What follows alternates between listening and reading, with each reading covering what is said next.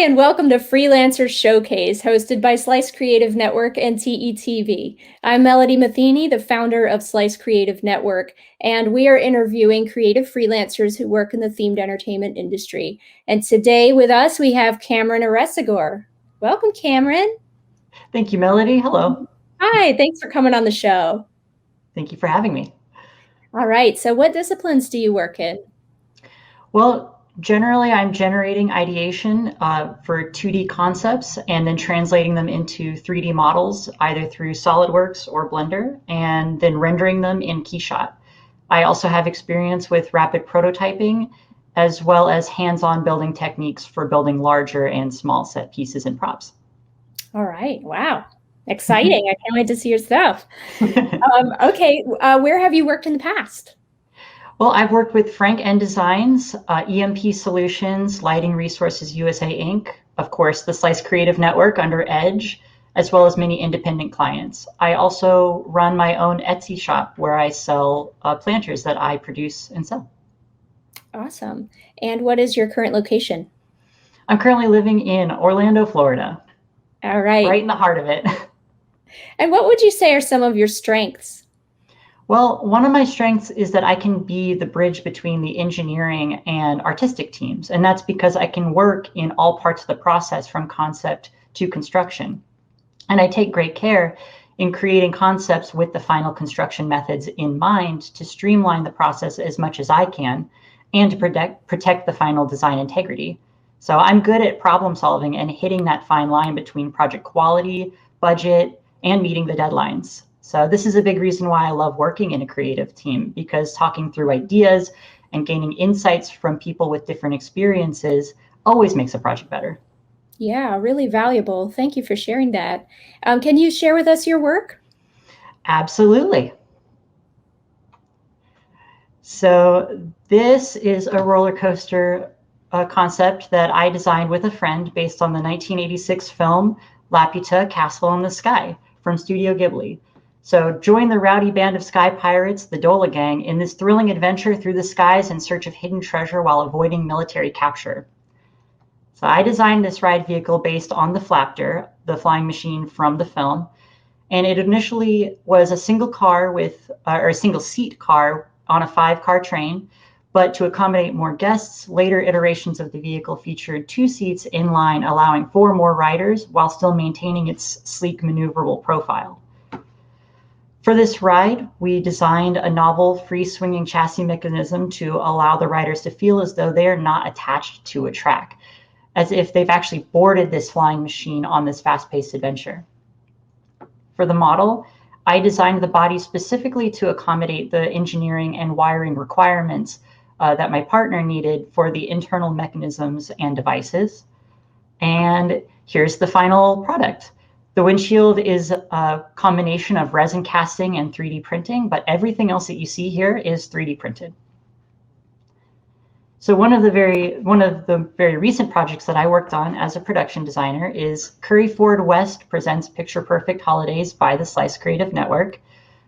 This project took the form of 5 holiday photo ops around Curry Ford West, Orlando. And this is the one that I worked on, Mele Kaliki Maka. So here's some of the initial concepts that I contributed to the team. I also designed and built several of the props, which I will touch on in just a moment. So one of the props I was tasked with designing was a Christmas-themed family of tikis for the display. However, a local theater donated a set of tikis, which were the final ones used in the display. So these designs weren't used. But I also designed a lava sled. Pictured here is the 3D model and dimensions. And below you can see some pictures of me actually building the final prop. So I also designed the pattern on this canoe based on research of traditional Polynesian symbolism. I really wanted the pattern to tell a story that supported the story of our overall photo op. The last large prop that I designed for this project were these canvas surfboards. Pictured here are the 3D models and a little bit on how it's constructed. But one of my aims for this was I designed them to be manufactured on a single piece of plywood, including the underground supports for budgetary reasons. So I also helped scenic paint our halo structure, which was the centerpiece of our display. So here's the current project that I'm working on, and it is a helmet for a DJ. I was hired and I built a team to design and manufacture this helmet themed like a futuristic wolf to be the centerpiece of a DJ's brand and onstage persona, with considerations for the future edition of lighting. Out of the 30 initial design concepts, we presented these 8 to the client, and then based on their feedback, we refined the concept and included color options. So here it is, the final design. We are currently in the process of manufacturing this helmet, and I will certainly be posting pictures to my LinkedIn and website once it's complete. I want to touch on a little bit, the way I got this job is an interesting story. I created this helmet based on the character King from Disney's The Owl House for just a Halloween costume. And one of the cool features here is when not in use, I designed a lit stand for it to be a weather alert system. When a severe weather alert is received, the eyes actually glow red. It's very ominous, but kind of fun. So people saw these pictures and I posted them on LinkedIn, and that's how I got the job doing the DJ helmet. So to move on, another personal project of mine, this is called TagLink. And it came about because I noticed many art museums use the same plastic tags that have their logo on them to show that you've paid admission for that day. But I wanted to create a system that adds collectability to these single-use tags, creating less waste in the process. So these are designed to interlock, where when you're done with your visit, the more museums and parks that you visit, the more your collection grows. And as we all know, many collectibles can become clutter, but TagLink is designed to create a living piece of art and a map of everywhere that you've visited. So just to touch a little bit on process, here are some of the different shapes that I explored. And one of the key goals here was to make the tags inexpensive enough so that they could be given away for free with admission. A little bit of graphic design and illustration work that I've done in the past. These are examples of various banners that I created for Slice Creative Network's EDGE group, the Entertainment Design Group events. These will be shown on various social media platforms. So just a couple of the events that we've been lucky enough to do is behind the scenes at NASA, Gaylord Palms Ice, Universal Studios, Hogwarts Castle, and more recently, an escape room. These banners were from last year's Pride event and just a couple of logos that I've designed for my own work. And additionally, here are some illustrations I did for various other projects. One of my next projects is Ray, the aquatic learning friend that helps ease the homework process and enriches children's learning at home. Ray was a team project and is an IoT teaching assistant to aid both children and parents by bringing everyday learning from the classroom back home through engaging games generated by teacher-curated lesson plans. So through the online interface, the teachers would upload the current curriculum for that class, and then it is downloaded into the home Ray unit. And this ensures that every Ray help is relevant and up to date with what is being taught. So Ray helps teach simple subjects through its screen on its back, including colors, shapes, simple math, and directions. But one of the main focuses for Ray was public speaking, because that is really hard for everybody. So the Ray unit can accept answers verbally, and this allows children to get comfortable with speaking these answers rather than just writing them. And then that can translate into them being more comfortable speaking the answers out loud in class. I always like to touch on process just a little bit. So here are the sketches that I contributed to the team, and it was my visual design that was chosen to move forward with. As I mentioned a bit earlier, I do run my own Etsy shop, and these are the main product there, Monster Pots. Monster Pots are a series of monster-themed planters meant to bring a little bit of joy to every space.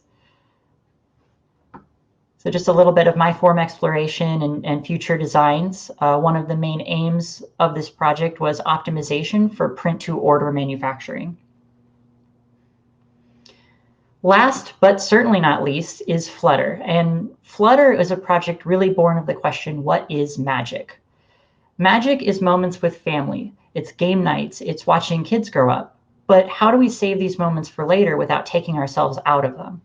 So Flutter is an IoT autonomous home camera, which enables people to experience the magic moments in life while freeing them from the conscious effort to record those memories for later. With just a word, Flutter captures photos and videos automatically, so you can be free to enjoy every moment to its fullest. Utilizing its powerful AI, the autonomous home camera focus is always where it counts, reading facial expressions to capture the best possible moment every time. With its unique dual battery design, Flutter can operate for extended periods. When it needs recharging, it will automatically return to its base and swap the batteries on its own until you tell the system, party's over. So if you'd like more information on any of these projects or more of my other work, feel free to visit my LinkedIn and Behance. Camrin, you are magic. That was wonderful. Thank you. So much. Yeah, great work. All right. Well, you touched on a lot of different things in your portfolio, but do you have any other disciplines or interests that you'd like to share with our viewers?